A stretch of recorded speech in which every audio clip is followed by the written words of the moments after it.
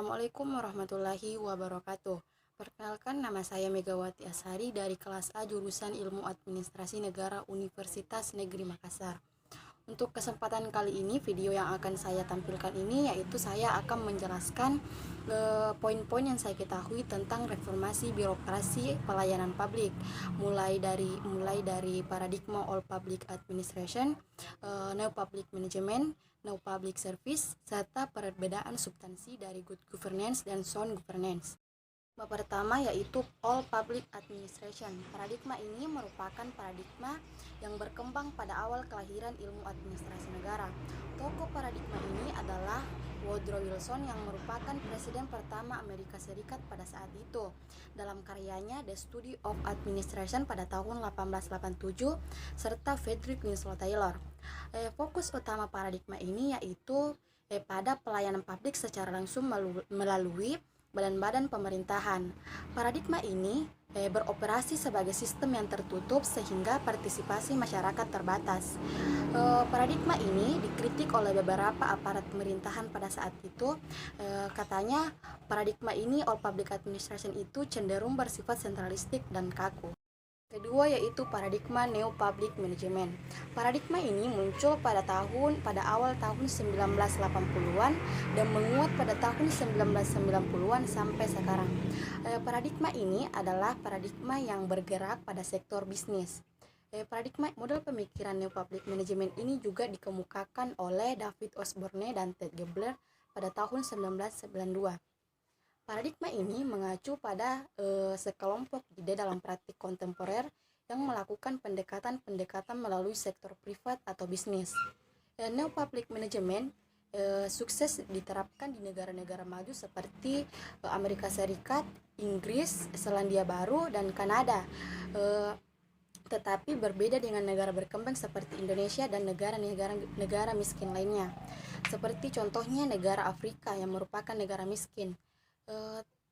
Negara ini gagal menerapkan landasan sistem pemerintahan New Public Management karena tidak sesuai dengan landasan ideologis, politik, ekonomi, dan sosial budayanya. Akhirnya Afrika tetap miskin dan tidak menunjukkan tanda-tanda akan adanya kemajuan.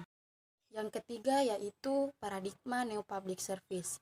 Paradigma ini merupakan paradigma yang lahir karena konsep yang dimunculkan melalui tulisan Janet Widenhart dan Robert Widenhart yang berjudul New Public Service yang terbit pada tahun 2003.